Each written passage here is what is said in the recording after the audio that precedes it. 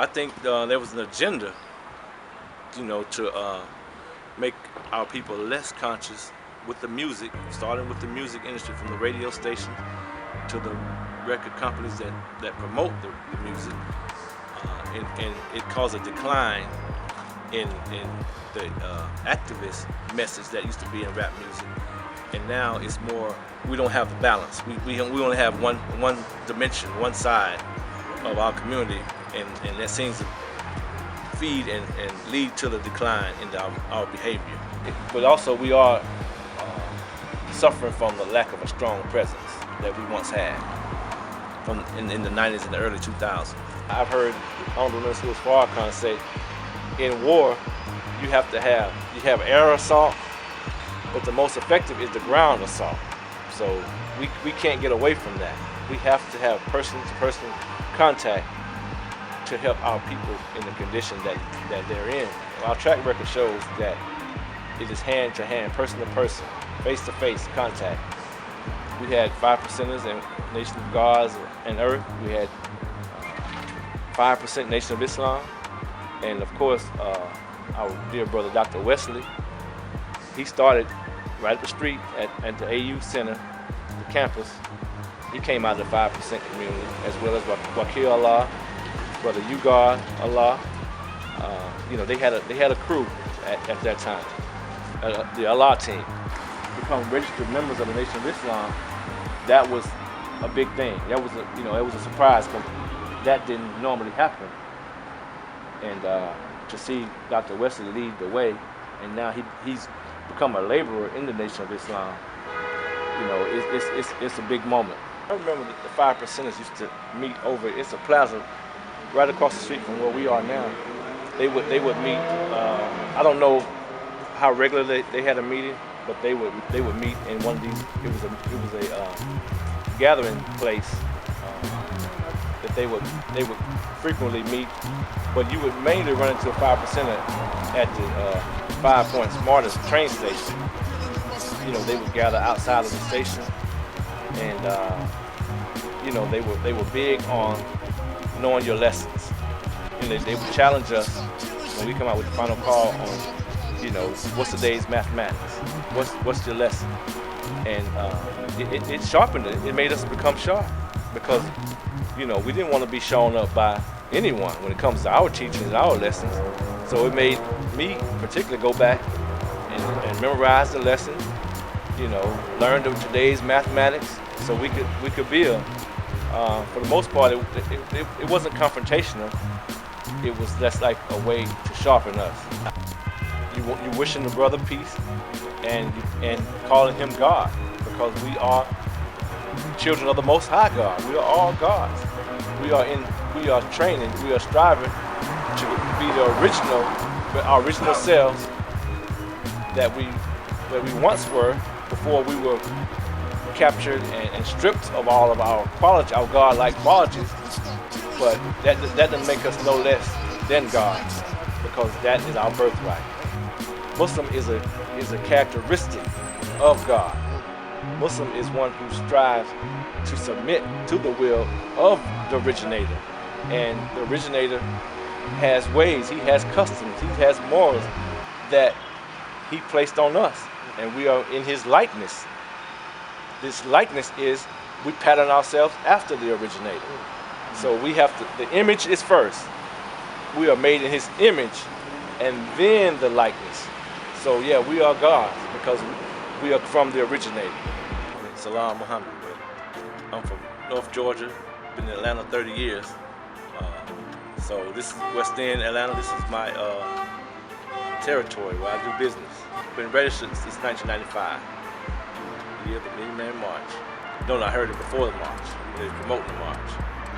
And I know this was the area, this conscious area of the black Atlanta. We have all the so-called conscious communities in this West End area. So this was, it made most sense to me to set up shop. We still are represented by all the different conscious groups. Hebrew Israelites are here. We have Jamil Al-Amin's community still a few blocks down. We have some remnants of the New Wabian community, and Of course, we're in front of the Masjid, the Al-Islam community, and the Nation of Islam still has a strong presence in this area. We meet our mosque is a few blocks from this area. Shrine of the Black Madonna, you know, they've been in this community for 40 plus years. They are another branch of the conscious community, and they've had a bookstore, and they sold all the conscious materials for 30 plus years. They brought in dignitaries in the conscious community. I met the late Dr. Frances Cress Wesley at their establishment. We did security for her, you know, and all the way up from Professor Griff to Dr. Umar Johnson. You know, you just run the gamut of all conscious activists, and they have brought them in and had them to represent for us. And so, yeah, I can't leave them out when I speak of the consciousness in West End Atlanta. Without a doubt, West End is the heart of it, because all of the conscious communities have a base in the West End. If they don't currently have a base, they previously had a base, or they were established in the West End. So yes, this is the heart of the conscious community, this area. Yes, yeah. When I started pushing, you know, the cassette tapes and video cassette tapes of the minister, Honorable Minister Louis Farrakhan, was real heavy in the streets, and you could hear it blasting out from businesses, blasting out from cars that ride by. It's a pastime for the younger generation to step up and take the baton and run with it. You know, I'm always happy to see our youth striving to be righteous, because in a world like today, where they're exposed to so much, you know, Salaam, it's in a world like this, being that they're exposed to so much on social media, you know, it has to make your heart feel good to see those young people who are still striving to be right and studying and trying to improve themselves. If Allah leaves us, we are done.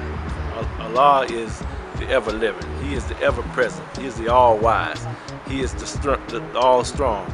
So, no, Allah, our dear leader, Honorable Minister Louis Farrakhan, has established and made a strong presence and rebuild the Nation of Islam with the help of Allah. So, Allah did not come 9,000 miles 94 years ago for us to be dependent upon one individual. He is backing this Nation of Islam. Master Farad Muhammad, the great Mahdi who came, who made himself known July of 1930. We need more like him because he gave us our identity. That's you know, I hear people say, well, he wasn't an original man, he was half white. But those same people believe that we are the original man. He called us that. He coined that term, that we are the original people. We are the first. The black man is God.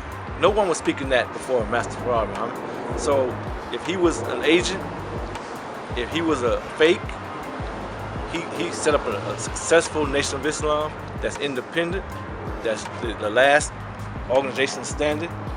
And if he was a thief, he didn't stick around and collect his goods. If he was out for money, he would have stuck around and made himself rich off of what he brought us. But no, that man gave us what we needed to get us out of this condition, and he is backing us to this day, and we stand on that. You teach hard, black man. You teach hard. We are taught to speak the language of the people and to be quick moving, fast thinking, right down to the modern time. So we have to be wise in the way we deliver our message, but our message is still good, it's still relevant, it's still on time, and it's still the solution for our people. It's the way that we administer our message. We have to adjust at times, and depending on who we're talking to, what group we're talking to, and depending on what message we want to get across to our people. But no, our message is right on time. Mosque number 15, the first thing that comes to my mind is Mr. Rahman. Abdul Rahman Muhammad, called affectionately known as the Rock of the South. May Allah be pleased with our dear brother Abdul Rahman Muhammad. He was the Southern Regional Representative of the Most Honorable Elijah Muhammad in the Nation of Islam from 1969 to 1975. And he laid the foundation. You know, he established several businesses. He had schools. Atlanta Masjid has a school at Clare Muhammad University. That was established by Minister Abdul Rahman Muhammad. So he laid the foundation, he laid the groundwork. You know, he was an unlettered man, but he spoke the language of the people, and he had a deep connection with the people, so strong that the politicians came to visit our dear brother before they decided to run for office, because they knew the connection and the strength that he had with our community. When I think of Islam in Atlanta, I give credit to Minister Van Muhammad. He was a regional minister in the early to mid 90s. You know, he established businesses. He encouraged brothers to do for self. You know, he was a strong proponent of that. Following him was Brother Jamil Muhammad. He was a very intellectual brother who related to the youth. You know, he had a comical way of delivering his message, and it was attractive to the youth. It was attractive to people, business people. You know, he had a way with raising money and showing the need to build and grow in our community. So, you know, and also even before Minister Van and Brother Jamil, we had the late Dr. Abdul Khalid Muhammad. He was once a regional minister here in Atlanta. So when I think of Atlanta 15, I think of those brothers who paved the way. I was here with Sister Ava. I was very impressed and influenced by Sister Ava. I was blessed to have an opportunity to spend a lot of time with Sister Ava at her office. I was one of the brothers on security 2 or 3 days out of the week, and I got a lot of opportunities to speak with her and just pick her brain and learn from her. And I admired her strength. I admired her dedication to the Nation of Islam. And she personally told me how she never approaches any situation unprepared. Anytime she's invited to speak, anytime she knows she's going to be on a program, she prepares. And that stuck with me most about Sister Ava. Minister Sharif, I mean, what can I say? He's a mover and a shaker. You know, he was once our supreme captain in the Nation of Islam, and he brought that same drive and dedication to Atlanta once he became our regional minister. I want to say in 2004, and he's been a regional minister ever since. And he's one of the brothers that you can say he truly loves to fulfill the desires of the Honorable Minister Ms. Farrakhan. So whatever he's entrusted with from the minister, he makes it happen. I was trained and raised up under Captain Curtis Muhammad. He came to Atlanta out of South Carolina, and he was another mover and a shaker. You know, he was a man that knew his men. He studied each person and knew their strengths and their weaknesses, and he knew how to use those strengths to form a team and bring out the best in each and every one of us. So, yeah, Brother Captain Curtis was my captain. I still call him my captain. You know, we've had, currently we have Captain Oliver Muhammad out of the Western region. He's been our captain for approximately 15 years now. And he's a man of very few words, but he is dedicated to the program and the message of the Nation of Islam.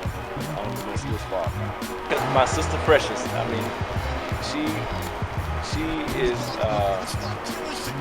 she's not the most vocal, you know, she's always taken in the background, but she is one that we should hoist on our shoulders for her accomplishments. She's a hard-working sister. She is one of the unsung heroes in the Nation of Islam. She just does the work behind the scenes.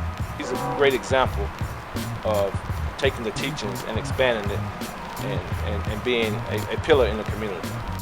Her name is Sister Precious Muhammad. Believers, stay strong in this hour. We're living in a critical hour. We have to keep our eye on the prize. We don't want to fall victim to this world, what it has to offer, because we're getting close. And I want to thank Brother Grayco for this interview and giving me a chance to express my thoughts. Brother Kevin, Salaam. Assalamu alaikum.